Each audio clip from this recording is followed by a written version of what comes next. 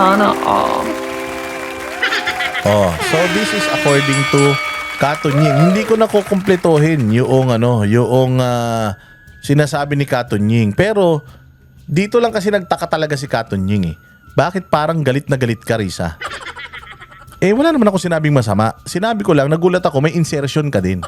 Kasi sinabi ni JBRs ito na meron talagang lahat talaga ng senador may insertion. Sinabi din ni Lacson, may mga insertions yung senador. Hindi masama yung insertion eh. Ang masama kung yung insertion ninakaw.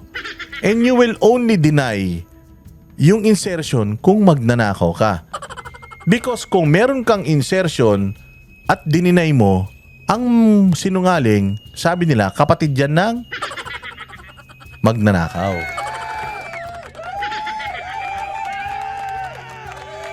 Siya po mismo ang nagsabi, ang amendment ay insertion.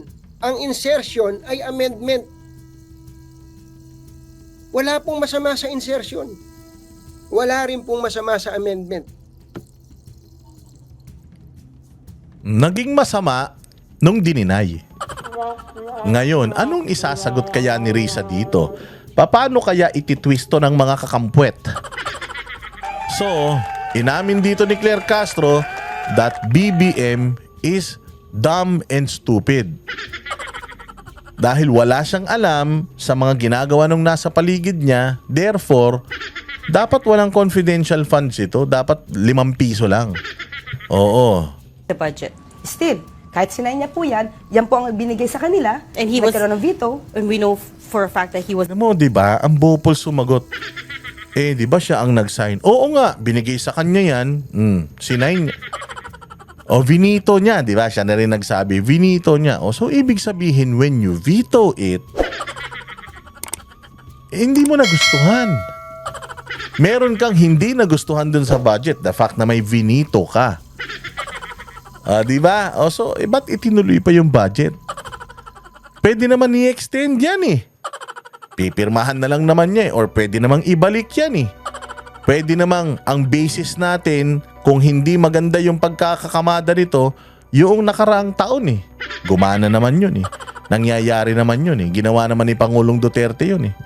Ibinalik niya yung budget eh. Inanon lang, ginamit na lang. Halimbawa, 2024 ngayon, ginamit na lang nung kung ano yung appropriation ng 2023, yun lang din ang inadapt eh. O, di ba? very unhappy with the 2025 budget. Sila na mismo Benito. nagsabi nun. Benito Benito yung yung presidente. iba. Yeah. What was told Vinito yung iba. Ibig sabihin, when you veto it, ni-review mo yun. Ni-review mo yun. Ngayon, ang sinasabi nitong mga reporter, dapat marami pa siyang i-veto eh, no? O, tingnan mo. to us was Benito at least 26 billion, but he wanted to do more, but they ran out of time. So He wanted to do more, but he ran out of time. Iko-confirm to niya, ha? he knew right from the get-go when he signed that budget, there's was something something off about it. That's why he was very careful. Sabi niya, kinonfirm niya, Vinito yung 25 billion sa DPWH, tinanggal. Marami pa siya sanang tatanggalin. Kaya lang, wala ng oras, tama? Anong sabi nito ni Tanga? Marami ka palang reservations eh. Marami ka naman palang problema dun sa GAA. Ba't mo pinirmahan? Marami ka naman pala, may gusto ka pa palang baguhin. Bakit mo pinirmahan? So, ibig sabihin, hindi mo ginawa trabaho mo. So dito, umamin si Claire Castro na may kasalanan talaga si Bongbong sa corruption ngayong 2025. Maaari, which is close to impossible, na hindi siya kumita dito. Maaaring hindi siya kumita, pero may kinalaman siya. Hindi niya dapat iniiwas yung sarili niya. And still now careful, and he wanted to investigate everything. Now, So ngayon, ang sinasabi niya, iniimbestigahan niya ngayon. Una sa lahat, Claire, kung hindi niya pinirmahan yan, wala sana siyang iniimbestigahan.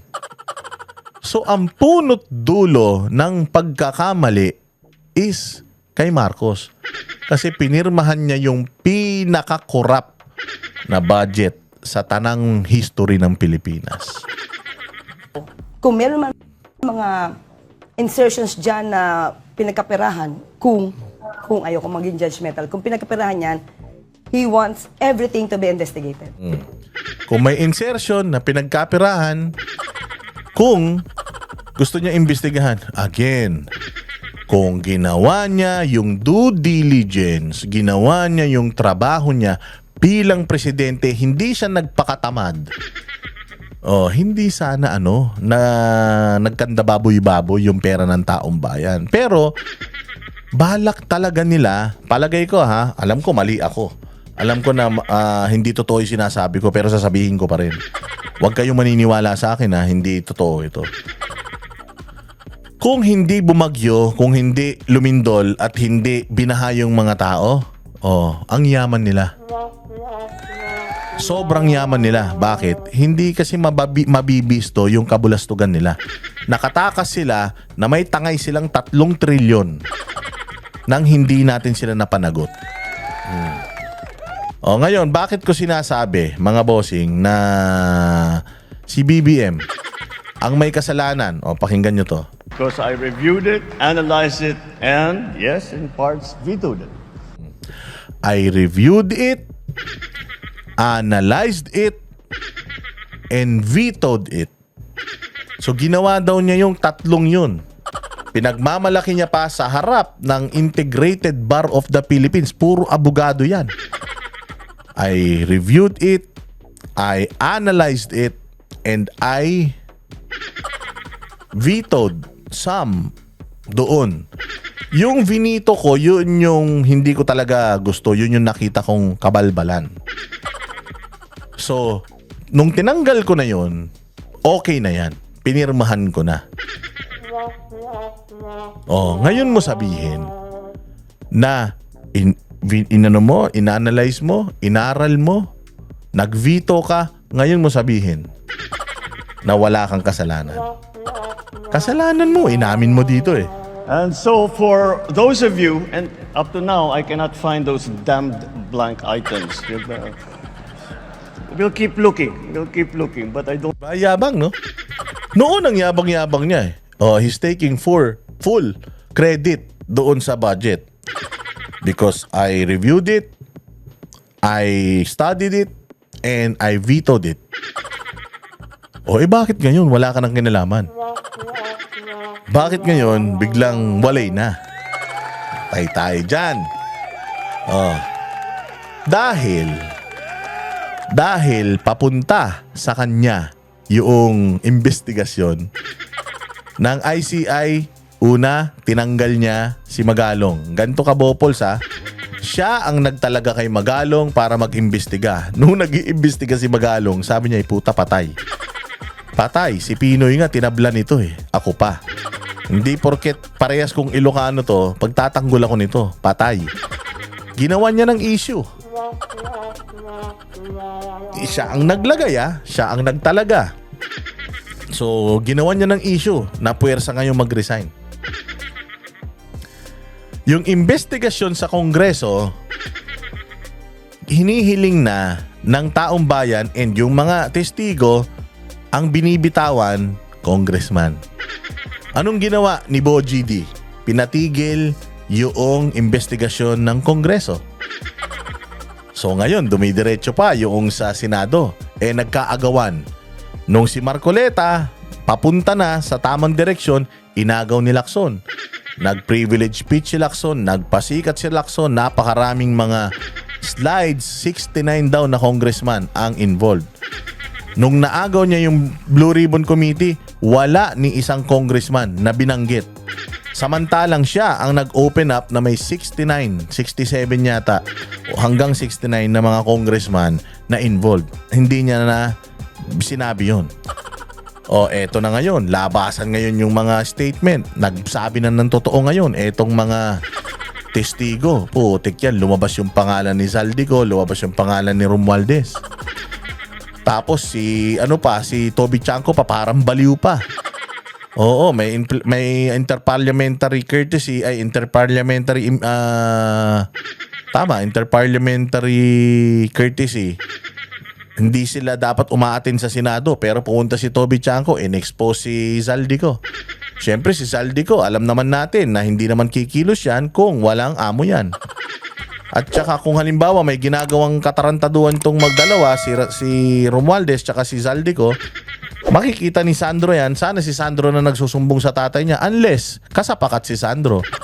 Siyempre pag kasapakat si Sandro, alangan naman ipagkanuno niya. Gawin niyang tanga yung tatay niya, idol niya yan, pareha silang tanga O ano yun, tatablahin niya yung tatay niya dahil sa pera? O malamang sa malamang, alamang, kaya nandiyan dyan si Sandro, para tagabantay, hoy, hati-hati Pwedeng ganun, pwedeng hindi. Kayo naman. Ina-arouse ko lang yung inyong isip. So ngayon, ipinatitigil na din ni Lacson at saka ni Soto yung Blue Ribbon Committee. Kinancel na lahat ng meeting. Alam mo kung bakit? Nagkamali kasi si Pampilo Lacson. Noong sinabi niya na lahat ng senador may insertion. Nung sinabi ni Lacson yun na lahat ng senador may insertion, ang tingin kaagad ng taong bayan, lahat ng senador nagnakaw. Hindi naman masama insertion Hindi naman labag sa batas yung insertion Talagang nangyayari. Ang tanong, napunta ba talaga sa proyekto yung insertion? At saka, ang dami kasing naguhugas ng kamay Napapansin lang natin, itong si Risa Ontiveros, hindi talaga siya nagsasalita tungkol sa corruption. Never siyang nanawagan na imbestigahan si Bongbong. Never din siyang nagsalita tungkol kay Zaldico at saka kay Romualdez. Never As in, hindi. Yun pala.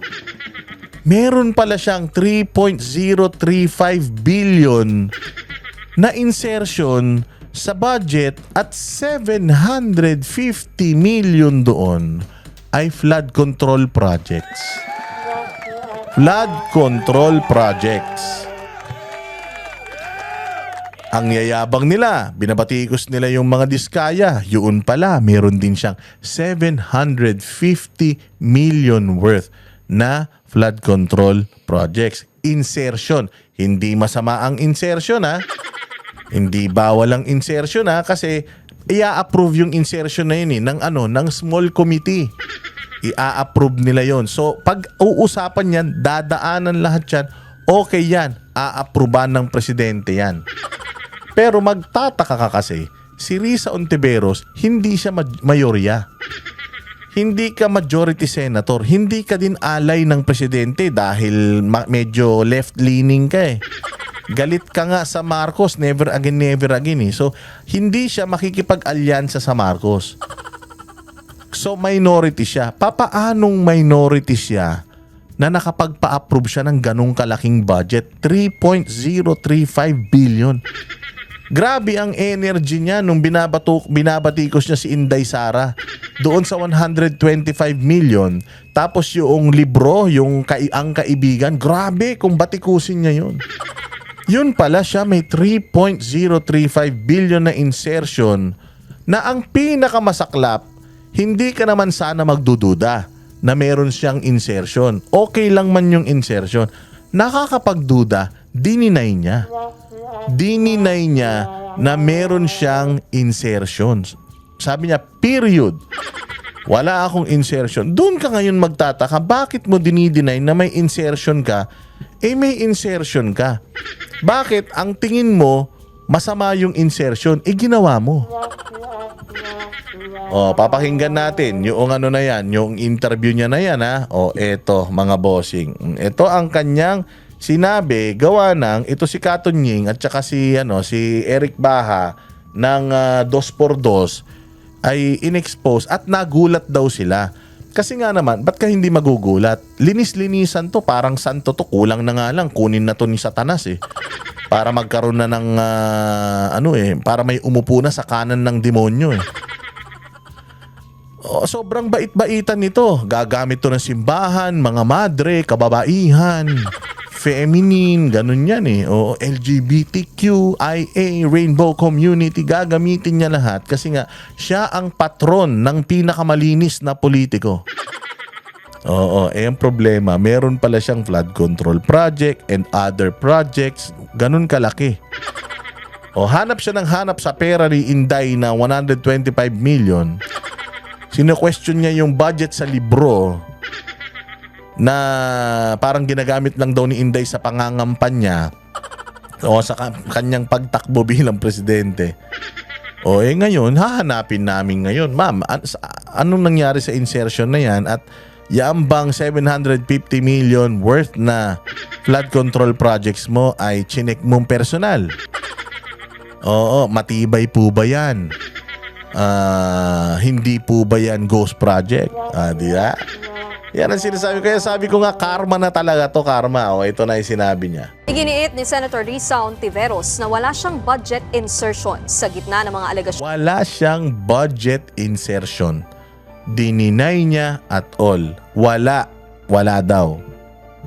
May isiningit umano siyang bilyong-bilyong pisong pondo sa 2025 national budget. Sa kanyang social media post, sinabi ni Ontiveros na lahat ng mga minungkahi niyang amyenda sa budget ay dumaan sa tamang proseso. Maganda naman sinabi niya. Yung mga insertions, yung mga amendments, dumaan sa tamang proseso. Kasi hindi naman mali ang proseso ng insertions eh. Valid naman yun eh. Inaprubahan ng Senado, sigurado. Napirmahan nga ng presidente eh. So ibig sabihin, hindi naman mapipirma ng presidente yun, hindi malalagay yun sa GAA kung hindi nyo pinag-usapan sa Senado. Pero dito siya nadali. Wala siyang BICAM insertion. At inaprubahan ng Senado. Wala raw siyang BICAM insertion. Dagdag pa ni Ontiveros, hindi nga siya noon pumirma sa BICAM. Hindi daw siya pumirma. Hindi daw siya pumirma, kaya wala daw siyang BICAM insertions. Wala. At isa rin sa mga bumoto laban sa pagpasa ng 2025 budget report. So hindi ayaw din daw niya yung 2025 budget. Sige. Tumutang ang alegasyon laban kay Ontiveros sa isang radio show kung saan sinabing 3 billion pesos umano ang isiningit na pondo ng senadora.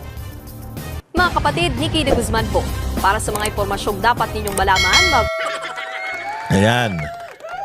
So dito na tayo ngayon.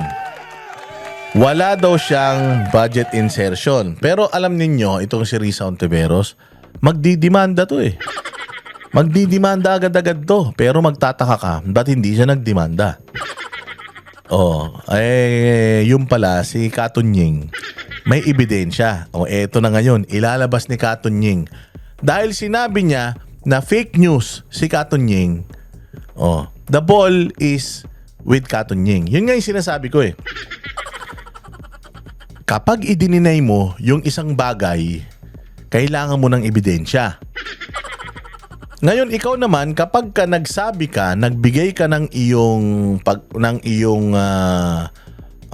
tawag dyan, pag nag-akusa ka, dapat meron ka ring ebidensya. Nag-akusa ka eh. So nag-akusa ngayon ito si Katunying. Medyo tinago niya muna yung kanyang ebidensya. Tinitingnan niya kung anong gagawin ni Risa Ontiveros. Si Risa nag-deny kasi nga bait-baitan siya eh. Baka magalit yung mga anghel niyang tagasunod. Yung mga kirubin na mga followers niya. Lumalabas lang tuwing mga kupido. Kirubin, kupido, anghel, may mga pakpak sa tenga. Yung mga paniki pala. So nag-deny siya. Wala daw siyang insertion. Patay ka. Ngayon tinawag pa niyang fake news. Etong si Risa Katunying. Katunying, the burden of proof is with the accuser. Ngayon ito na, nilabas na ni Katunying. Sana naman yung mga nanonood sa atin ngayon, pinakinggan nyo mabuti, sabi ko doon, kumpatsero, hindi ako makapaniwala. Parang hindi ako makapaniwala kasi naman, paano ka naman maniniwala na may insertion, especially sa flood control, si Senator Risa Ontiveros, ang tingin natin sa kanya, talagang hindi siya papayag dito. Diba? Because she champions human rights. Na parang ang bait-bait niya. Na ang linis-linis niya, puting-puti. Pag nakita mo siya, mahihiya si Mama Mary sa kanya. Mas banal siya kay Mama Mary. Si Mother Teresa magre-retire ng maaga dahil sa kanya. Lahat ng mga santong babae talagang magmumukhang basurero sa kanya sa sobrang linis ni Risa. Kaya takang-taka si Katunying. Sabi ko nga sa inyo ito si Risa, nilaglag to ni Bongbong. Tao ni Bongbong to si Katunying. Naghahanap lang talaga din ito si Bongbong ng masisisi na iba. Kaya ayan, inilabas yan. So ngayon, nagtataka daw si Katunying na sa pagkakakilala niya kay Risa, walang bahid. Hindi naman niya inakusahan si Risa na nagnakaw. Ang sinabi lang niya, nagulat ako. Bakit meron siya ng mga proyekto to? At ang laki ng pera, 3.03 billion. Yung idinagdag niya. Papaano siyang pa-approve ng ganung kalaki na budget? Minority senator yan. So kung ang minority senator nakakapagpa-approve ng insertion na 3.03 billion, what more yung mga kaalyadong senador? Ilang bilyon ang insertions nila? Ngayon naisip ko, hindi kaya, ito tanong lang hindi ko sinasabing ito talaga, tanong lang. Hindi kaya, hindi ba may mga bumabaliktad siya na mga testigo dahil binayaran niya di umano? Hindi kaya dito kinuha yung pinambayad sa mga testigo niyang bumaliktad? O kaya, hindi kaya siya nag-iimbestiga laban sa mga alyado ng Duterte para i-approve itong napakalaking insertion na ito? Again hindi sila magkaalyado ni Bongbong, hindi sila magkapartido, hindi sila magkakampi. Papaano niyang napago yung hindi naman niya kabate? Kasi ako presidente, so yung payagan lagyan ng yan. Patayin, di ba ganyan dyan patayin niyo yung yung distrito niyan. O halimbawa, ito, 3rd district, patayin mo yung distrito niyan. Kalaban ko yan Kung bigyan ng budget yan, ganun ang ginagawa ni Romualdez pag hindi daw pumirma doon sa di ba? Sa di umano doon sa impeachment. Walang budget yan. Huwag bigyan ng allocation yan. Di ba ganun? So kung ako, hindi tayo close, insertion mo, i-veto ko lahat yan. Veto. Halimbawa, ako si Duterte. Sinasabihan mo ko na magnanakaw, kriminal ako. Tapos, pag-check ko ng budget, may insertion ka. Ang laki-laki. Anong gagawin ko bilang presidente? Veto ko to. Alisin ko yan. Huwag niyong bigyan proyekto yan. Di ba? Si Inday Sara nga, sinizero nila yung budget Dahil galit sila di ba? Bakit? Papaano kang makakakuha ng ganun kalaking kontrata, ganun kalaking perang budget? Oposisyon ka. Kaya nga minsan mapapaisip ka, ito na kaya yung kabayaran sa pangbabalahura niya kay Pastor Kibuloy, kay Pangulong Duterte, kay Inday Sara, ito na kaya yung kapalit? Question mark. Binigyan ko lang kayo ng something to ponder about. Pwede kayang yun. Kaya napapayag niya na pirmahan yung 3.03 billion na ang laki. Tikyam, patay tayo. Especially ito ang pinakamainit na usapin ngayon, mga kababayan. Ano po? Oo na, sabi siguro. Oo na, Katunying. Kayo na ang magaling. Baka inimbento nyo lang yan. Eto na. And dito na. Papunta na tayo sa exciting part. Opo, mga magulang at mga mahal na taga-subaybay. Magkano ba talaga ang insertion ni Senator Risa Hontiveros ayon mismo sa record ng Senado? Magkano ang insertion ni Senator Risa Hontiveros ayon mismo sa record ng Senado? Eto po, mga kababayan. Atin pong bili lang po Sesya na kayo at medyo may yun. Lumabas. Ay, napindot. Ay, lumabas. Ayan na po, mga kababayan. Ayan grabe. Proponent, Senator Risa, 3.035 800 billion. 3.035.8 billion, ha, billion. Ito yung naka-highlight. Sinili Flood Control Structure, Santiago City, Isabela. Multipurpose Construction Road, Pangasinan, La Union, Pangasinan. Bicol Norte, Pangasinan, puros norte to. Sino presidente? Tiga Norte. Sino nag-a-approve ng budget? Tiga Norte. Mantakin mo si Risa Ontiveros. Tigasan ba si Risa Ontiveros? Saan ba probinsya niya? Pero di ba dapat ang uunahin mo probinsya mo? Bakit ang inuna mo na mga proyektuhan Solid North? Hindi, ito nagtatanong lang ako kasi nakikita ko dito 15 million, 15 million, 15 million, 555, 10 million, 20, ang laki 100 million 100 million flood control structure Santiago City, Isabela. Grabe. So isa pa lang to na flood control this is 100 million. Sabi ni Katunying 725 million o 750 million yung kanyang kulang-kulang 1 billion yung kanyang yung kanyang flood control project.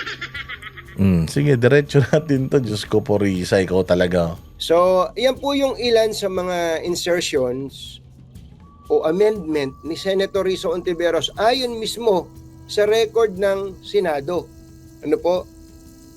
Ayan po, yan po ay ang total po pag nakita ninyo, mga kababayan, ay andito, nakikita niyo po ba to?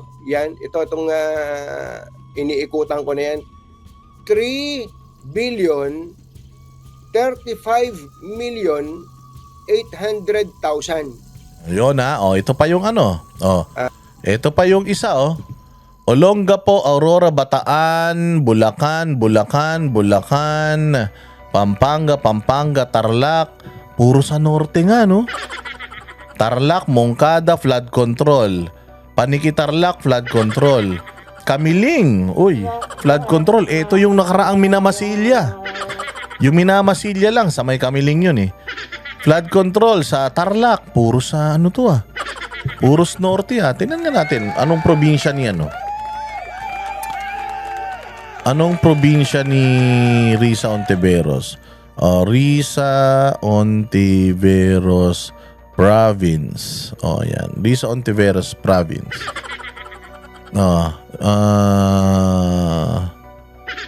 Which province was born? Hindi. Taga Maynila siya She was born in Manila. Sabi dito. Yes. Ayan.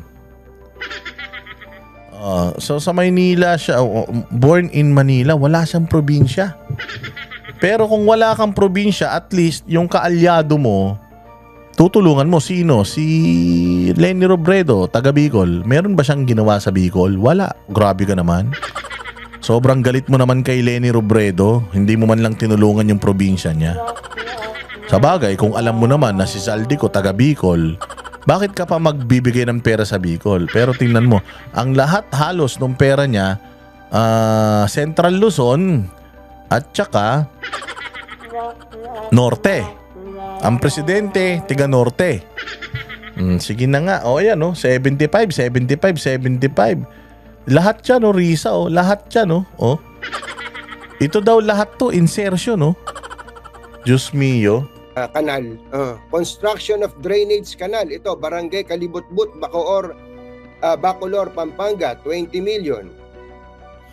Ito, sa Tarlac to. Construction of flood control structures along Bakit River, Moncada, Tarlac. Ito pa Yan na po. Sorsogon meron na. Ayan pala. Meron din pala sa may Sorsogon. Pero wala man sa Naga. Tagaroon si Seawall. So, flood control din yan. Sorsogon. Wala man nang doon sa Naga, ikaw talaga, kaibigan mo. Hindi ba kaibigan si Lenny? Oh, so ayan oh, makikita natin. Diyos ko po. Oh, ano pa? Oh, ayan pa oh. Oh. Konsolasyon Cebu. May naman pala Cebu.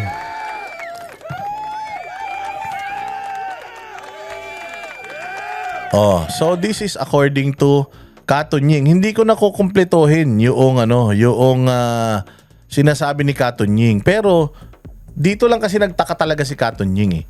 Bakit parang galit na galit ka, Risa? Wala naman ako sinabing masama. Sinabi ko lang, nagulat ako, may insertion ka din. Kasi sinabi ni JB Ejercito na meron talagang lahat talaga ng senador may insertion. Sinabi din ni Lacson, may mga insertions yung senador. Hindi masama yung insertion eh. Ang masama kung yung insertion ninakaw. And you will only deny yung insertion kung magnanakaw ka. Because kung meron kang insertion at dininay mo, ang sinungaling, sabi nila, kapatid yan ng magnanakaw.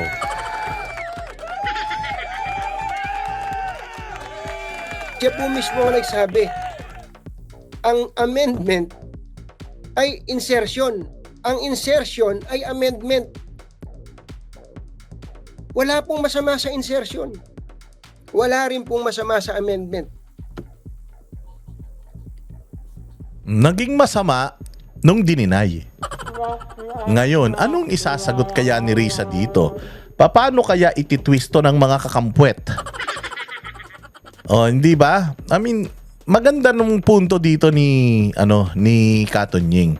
Ang sinabi kasi talaga dito ni Risa Ontiveros, lahat ng budget under sa kanya approved ng Senado by CAM, which is true. Alam naman natin, at lahat ng amendments, sabi niya, ay aprobado. Amendments. Ano ba ang amendments? According to JB Ejercito, ang amendment ay insertion. So kung meron kang insertion, ba't dinideny mo? Yun ngayon ang malaking question mark. Ngayon, yun ang tanong na susunod kay Madam Risa. Madam Risa, sa sobrang linis ng pagkatao mo, sa sobrang bait mo, I believe hindi ka magnanakaw. Now, question is, ba't sinungaling ka? Ba't ka nagsinungaling, ma'am? Bakit mo sinasabing wala kang insertion kung meron naman pala?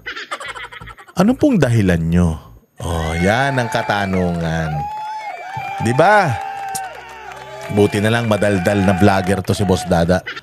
At I hope na naintindihan ninyo at nasundan ninyo lahat ng mga pinagsasabi natin dito. Maraming salamat po sa inyong pagtangkilik. Mabuhay kayo. Magkita-kita po tayo muli sa susunod na vlog. Happy weekend mga kababayan. Palakpakan, like, share, subscribe, and hit the notification bell para lagi kayong updated. At again mga bossing, bago tayo magtapos, ilalabas ko lang pong muli, nagbabalik ang SMNI Foundation Incorporated sa pagbibigay ng tulong sa mga nangangailangan sa Pilipinas. Kung meron pong gusto sa inyo na mag-share ng kanilang blessings, mga sobra-sobra, ayan po ang kanilang number, 0995-284-9117. At yung iba naman po, yung hindi naman tutulong, huwag na kayong mang-bash. Yung mga wala namang planong tumulong, huwag na kayong mang-bash. Kasi para po ito sa kabutihan. And ipapakita po natin sa ating mga vlog sa Facebook and sa YouTube yung ating relief operations na ito. So mabuhay, kita-kita po tayo muli sa susunod na vlog.